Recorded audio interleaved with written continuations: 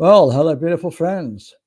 Welcome to another jaw dropping, exciting, nail biting episode of Love Not Fear. My sense of humor doesn't get any better either, does it?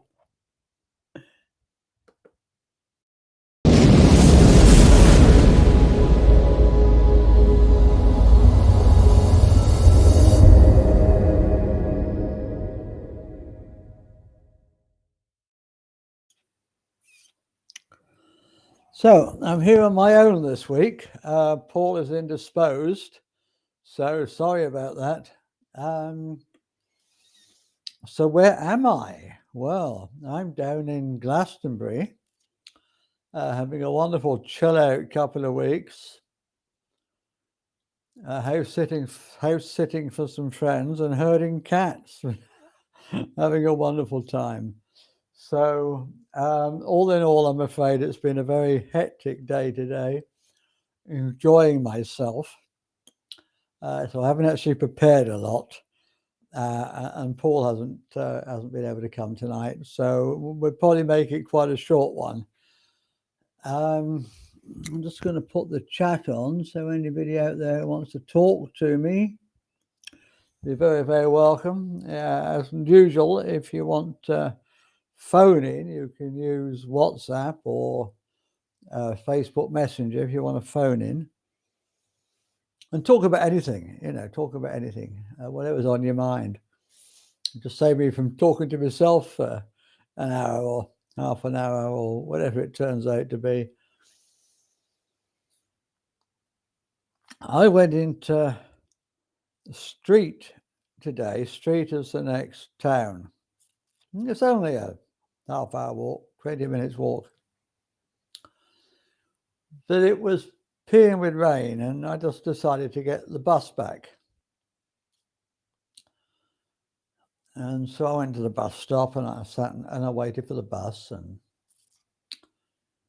I waited for the bus, and then I waited for the bus, which didn't come, and still didn't come, and continued not to come. So I thought, it's a bank holiday. There's probably no buses today.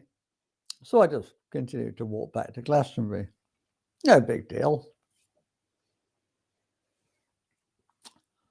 I wasn't 10 yards from the bus stop when the bus came past.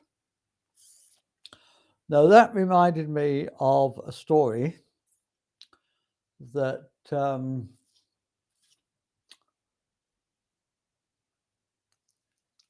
the story in Think and Go Rich by Napoleon Hill, of the gold miner. Some of you have been familiar with the book. If not, then I do generally seriously recommend getting it. He tells a story, Napoleon Hill tells a story about this gold miner back in the old gold mining days in America. And he'd been working this mine for a few weeks, for a few months. I can't remember the details. And he hadn't got any gold out of it, and he was digging away, and he hadn't got any gold, and he continued not to get any gold. And he thought, bugger this for a game of soldiers, I'm going to give up. So he sold his claim, and he sold his tools, and went and got a proper job. The guy that bought his claim and bought his tools struck gold after only a few more yards into the tunnel. It's the same story, isn't it? It's giving up. And I just thought, there's a message in that for me in my own life at the moment, just to not ever give up. No matter how hopeless it may seem. Richard Bach tells a story in Illusions. He talks about, he says something that I'm not 100% sure it is 100% accurate, but it's a good story. He says that we're never given a desire without also being given the means of making it come true.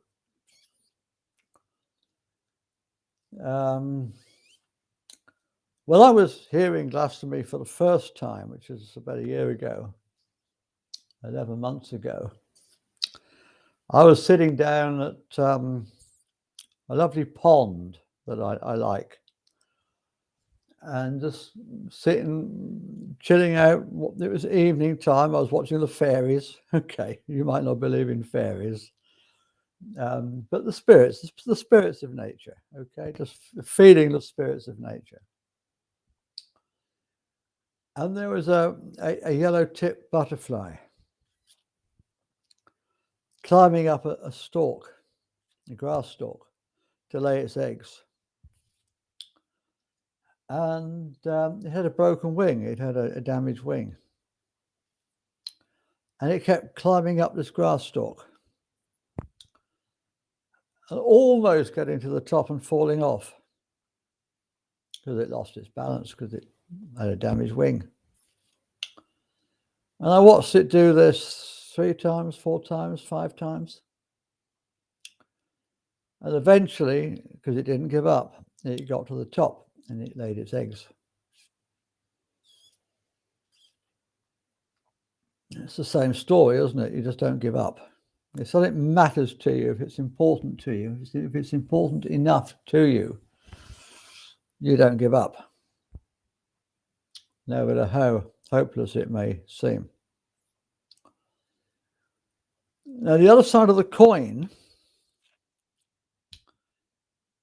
that also needs to be learned, and if you learn anything at all about life, and I've learned a little bit in my nearly 70 years, is there's always 2 sides to a coin.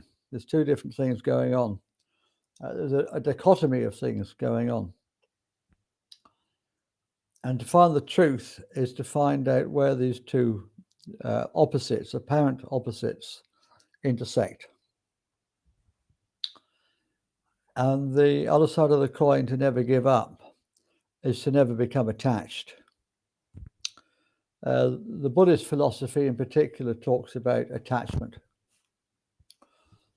And the more you cling to something, the more you attach to something, the more you attach to an outcome, the more you drive it away. So somewhere in the middle of that, between the 2, there's this idea that you can want something but not need it. If you need it, you're attached to it and you'll drive it away. If you want it and it's meant for you and you don't give up and you're okay whether it happens or whether it doesn't happen, then you've got a chance. And that's the message in that story, and that's the message I took away from missing the bus today. The other thing I want to talk to you about today, different thing. I said, I'm only going to make this a short one tonight. I've just got these 2 things to say to you, and then I'm going to go. If you don't want me to back long for an hour on my own, it's boring.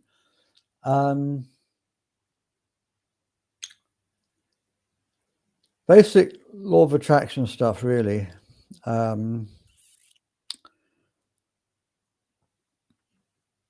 We create our own reality by the thoughts and the beliefs that we hold in our minds and our hearts.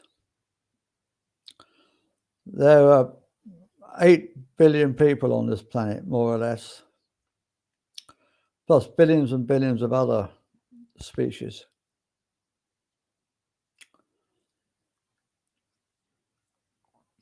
All living in the same world.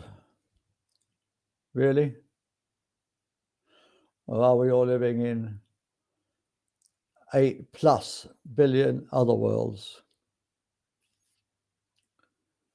Am I living in the same world as a stockbroker? Are you living in the same world as somebody in a poor country whose children might be dying of starvation? If we create our own reality with our thoughts, then we are creating 8 billion plus different realities. Some people like to call them timelines. And as we evolve towards the age of Aquarius, towards what people are calling fifth dimensional consciousness, some of us are evolving into it and some of us are not. It all depends on the thoughts you hold in your mind, the beliefs you hold in your heart.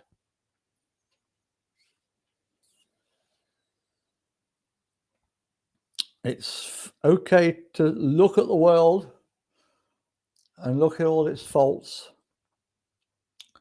and to be aware of all its faults. And this last couple of years have really brought us right up, noses to the wall, with all the bad things that are happening. Use that as a contrast, but don't live there. Don't spend all your time just focusing on the bad things that are happening, or you will bring them about. You will make things worse. You want to go more deeply into this, then I've posted on my Facebook, I've posted 2 or 3 different things that Honor Lottering has put up today. And really do go to her for more details on this, because well, she's head and shoulders above me in this.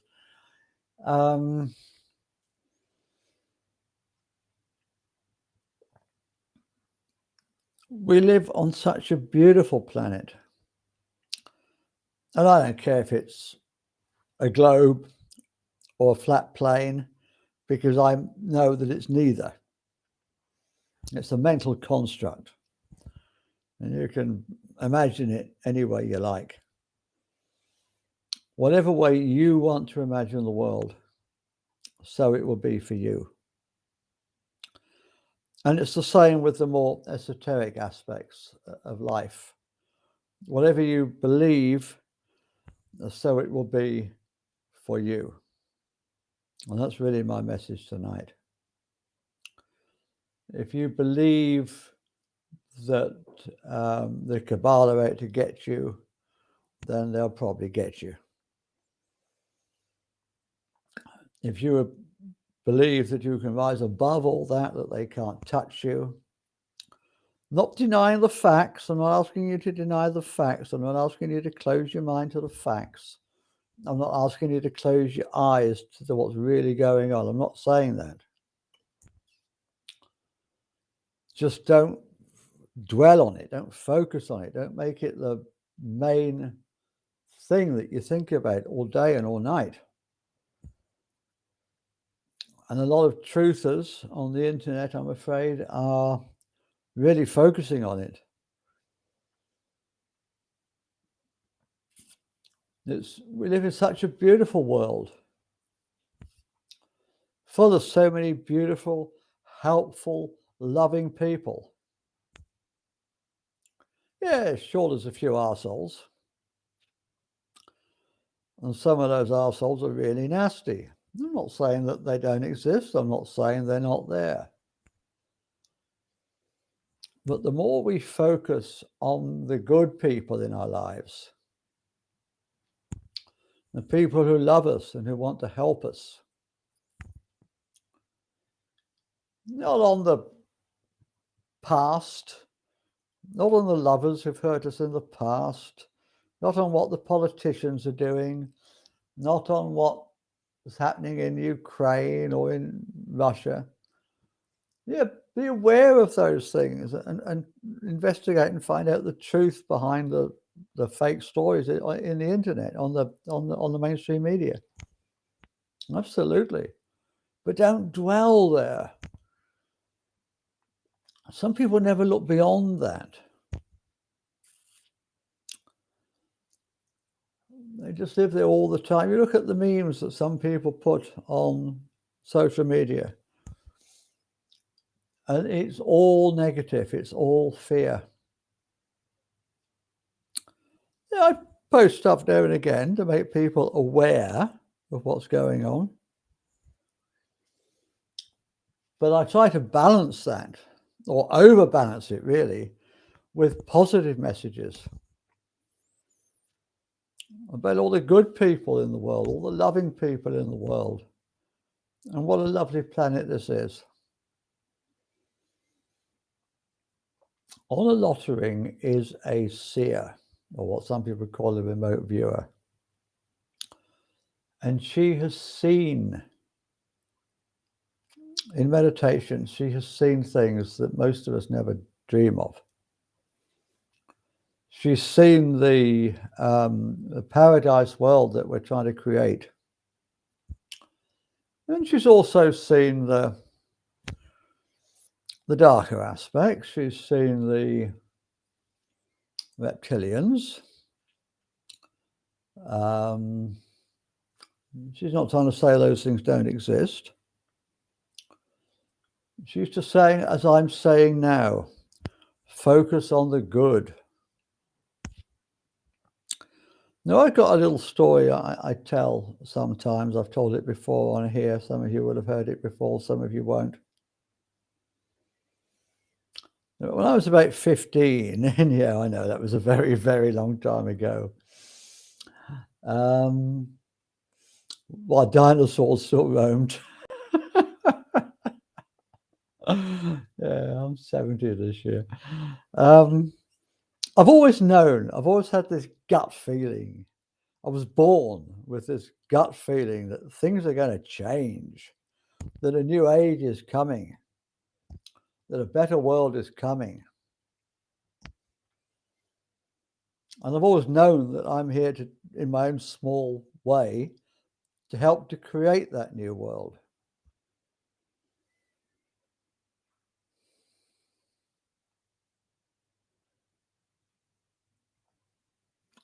So when I was 15 and the Jehovah's Witnesses knocked on the door, I started talking about this new world. I let them in.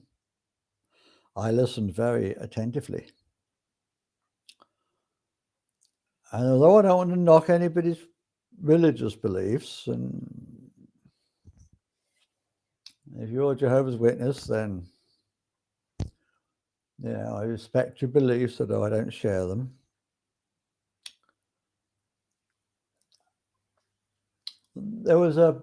It took me about 6 months to see through it all, to see that they'd missed the point entirely, in my opinion, that they wrapped up a very real situation into a whole load of religious dogma and BS.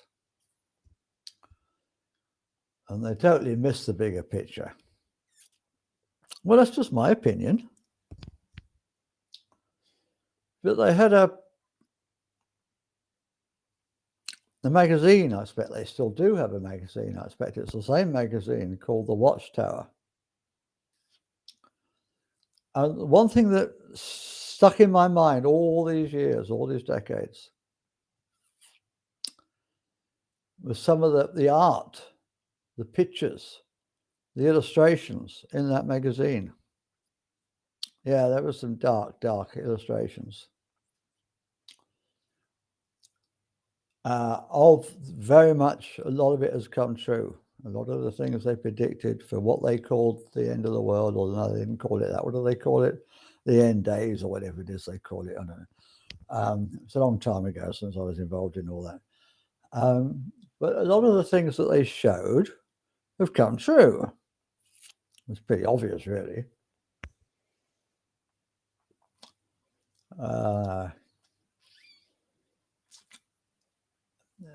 About the pestilence and the wars. But that was balanced in the magazine by pictures of utopia, that they thought that if they followed their God, they were going to live in this wonderful new world. And although they missed the point and they tried to wrap it all up in a whole load of religious dogma and BS, they were really talking about the age of Aquarius, about the fifth dimensional consciousness world that we're moving into. They didn't call it that. They didn't understand that, but that's really what they were talking about. They were talking about the same stuff that I'm talking about now.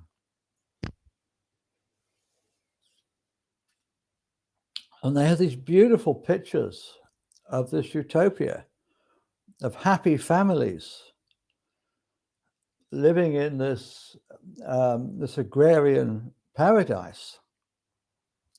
And those pictures are stuck. And I think if we want to create the new world, and we're going to have to create it, it's not just going to happen for us. We're going to have to visualize it. We're going to have to give it more mental attention and more heart space attention than all the stories of gloom and doom and gloom and the Illuminati and the cabal and the New World Order and the World Economic Forum and Klaus Schwab and Bill Gates and George Soros and all the evil people. Yes, we need to know all that exists, but only as a contrast. I don't know if any of you follow Joe Vitale, but he wrote a very interesting book. I can't think of the name of it offhand now. But it's all about these 5 steps to creating what you want. And the first step is to know where you are, to take stock of where you are, to see the reality of the world as it is now, the reality of your life as it is now. That has to be the first step. We can't skip that step. We can't skip that step. But at the same time, we don't want to be stuck on that step forever. You take note, use it as a contrast for what you really do want, and then you focus on what you really do want. Whereas I certainly don't want to drive anybody towards the Jehovah's Witnesses. If you can find an old copy of the Watchtower and find some of those pictures, they're absolutely beautiful pictures. Just visualize those pictures every night as you fall asleep. The new earth that we're trying to create. Remember, as you believe, so it will be for you. There's not just one new earth. There are 8 billion different earths, 8 billion different worlds. And some people won't come with us into the new world. Their old world will still exist. We talk about this new earth. I mean, it's just a vibration. It's just a different vibration.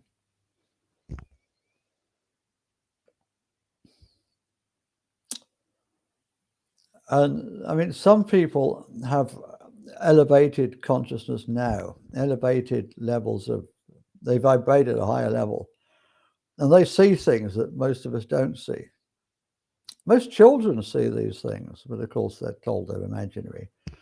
The little people, the fairies. And when we're older, we're brought down to this real dumbed down level of consciousness where we don't see these things anymore. It's not that they don't exist anymore. It's just they don't exist in our world because our vibration is so low, we can't see them. And as we rise in our vibrational levels, in our consciousness level, we will see things that are here now all around us, but we can't see. We live within such a tiny band of frequencies,